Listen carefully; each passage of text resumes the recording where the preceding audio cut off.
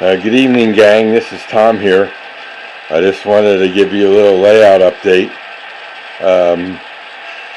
I been on vacation and been working on this layout all week, and a lot of it was with JMRI, and also working on the signals up on my yard. And so the JMRI, what I had was one big panel before, and it was getting convoluted with a lot of stuff. So I saw somebody else had something and they had separate panels, so then I started working on it, and then I ran into some issues, and then I worked with the developer friend of mine with JMRI, and he helped me out a lot getting this all set up. Once I got the panels all made, that was the easy part, and then I changed the font sizes on the sensors, which is what the block numbers are, and then I added font numbering on the turnouts, so I know which turnouts they are now. So that makes it a lot easier, and I made them a different color so they're easier to determine. And so the laptop that I had before ran the JMRI for me ever since I got it and working. And every time I would move the panel over to my big screen, it would take a long time for the panel to render and put up the images. And it was like it was writing it out to disk instead of memory. So that, because it didn't have much memory in that machine, only 8 gig. So I said, I'm going to make all these panels, and then I tried bringing up all the panels on that laptop, and they wouldn't even come up at all. So I ordered this laptop. It came yesterday, got it all set up, and the only thing that didn't work, I made sure it had an HDMI adapter on it, which it did, and that connects to my big screen up there, and we can see the panels up there. That's my Helix all by itself. Top upper left is the subway system, and then the lower bottom is the third level. So that's what I have there, and then the rest of the panels will be presented on this monitor. They're smaller screens, and so the only thing left, I mean, I had the USB port on it, and I got it connected to my Wi-Fi system, and all that stuff worked. And then I plugged the USB in, and then I connected the USB device from NCE, which allows me to have JMRI communicate with the NCE system, and it came up as another device in Device Manager. And so I called up NCE, and the technician was really great there. He connected to my computer. We had to do a bunch of updates on this computer, and then it downloaded the driver needed for that device. And once that was there, then it made it a COM port like it's supposed to, and then we configured NCE to look at that COM port, because it was different than the COM port on my other laptop, because the configuration saves all that information. So I got that all worked out, and then we brought up the JMRI yesterday. But that was the sub panels, the one I was telling you guys about on the stream the other night, and they were sub panels.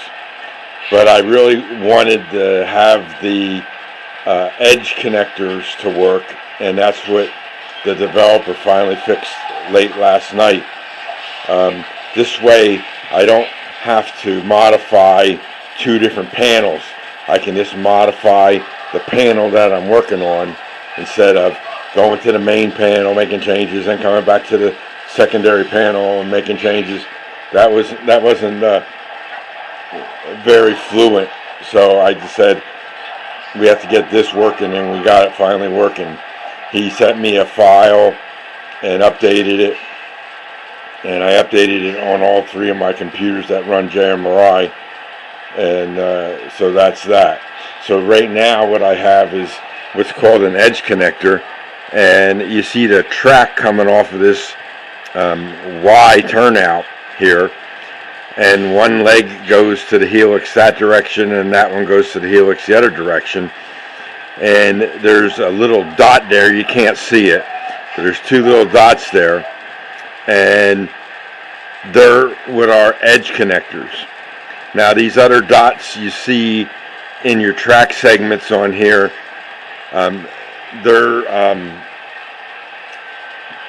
they connect the track together, but they're not edge connectors. You got end bumpers, edge connectors, and then I'll call it track connectors. I forget the name of the word that it really is, but that's how you tie one piece of track to the next, and that's how I get the curves going around and stuff like that in the panel. So these panels are all working now. Even on, I know a lot of guys don't like Windows 11, but the Windows 11 is running fine. Had a couple little problems, but after I updated it all worked. Everything that I wanted works, and that's that. So up on the big screen there, I got three panels, like I said before, and they're all ready to go. And you can see the red on the third level. The trains are off, everything's running right now. So I got, so I like to just thank NCE and my JMRI guy for helping me with getting this laptop set up and getting the JMRI panels all set. If we go up to my yard, I got all the signals now working.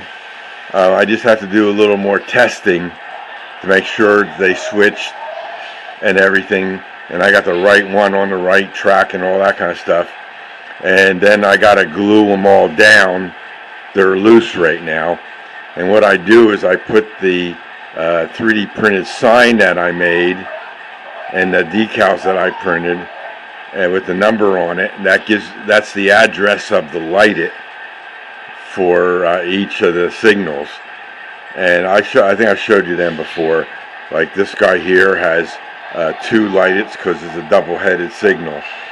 So those two signals there were the first two that I put in, and they were working, and then all of a sudden they were both red, and I was moving a lot of wires around, and they're really thin wires on those, and they were plugged into the terminal block directly.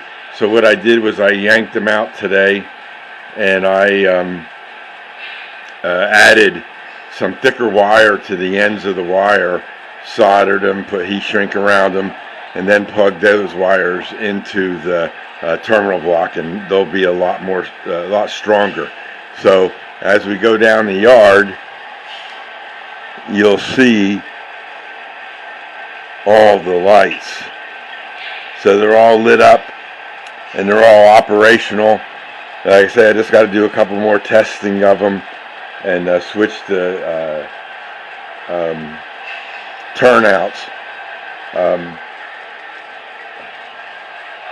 There's two gondola cars that I put loads in. That's one that I came up with, a wood load, I 3D printed that, and then Jim Tedesco sent me that load. I 3D printed, painted it, and put in there. I got another one over here with a little wood load in it. There's one up here in the yard, a gondola with a wood load in it. And I think down here, yeah, that gondola there is another load. So they look a lot nicer than what I had in there. And so just a couple odds and ends. And I got to give some love to my refinery up there. I got a piping kit that I got to put in now that I got all the tanks in place. That's the ones that I got from Vinny. I still have to put them together. I haven't had a chance, but I found a home for them, and I'm going to run the pipes probably under the tracks and over to the refinery for those two. And I got decals to put on there and all that kind of stuff. So that's a rainy day project, I guess. So the other thing I'm doing is I'm replacing the smalls. You can't see it, but this is a small, this is a small, this is a small. I'm going to replace them with Cobalt IP digitals. I got them on order, but they're back ordered and waiting for them to come. I found a problem with them with the way I had my button board set up.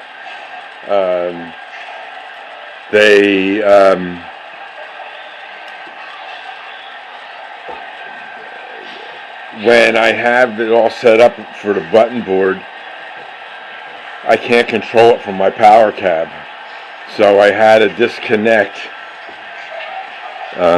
these 3 wires here, which go to that little mini terminal block on the small, and that's what the push button works off of. So once I took that off, now I can control it either from my JMRI panel or my power cab. And I ordered replacement buttons for those toggle switches to match these buttons that I have everywhere else. So that's an easy swap out. Just have to unscrew the nut on them and they'll fall out. Disconnect the wires and switch over to the Cobalt IP. All the wires that are run to here, there's a terminal block up there for it, so all I got to do is connect the Cobalt digital, wire it up, and then they'll all work off of the push buttons, JMRI, or the power cab, and that's just the way I want it. The guy from Tortoise was trying to figure it out for me, but after I did some more research, there's just no way that I can have the configuration that I want on it. It works great, the machine works great, and it changes the turnout back and forth, no problem. It's easy to configure. It's just the Cobalt IP digitals they work in conjunction with my other Tortoise machines that I had set up in the push button panels. So with all those with all those dwarf signals, I'm not even using hardly any amps on those Power Pros. So I added 50 dwarf signals, and I still have a few more to go, but that's all there is to that. So I hope everybody enjoys the rest of their weekend, and hope everybody has a great evening, what's left of it, and hope to see you all in the next video. This is Tom, and everybody take care.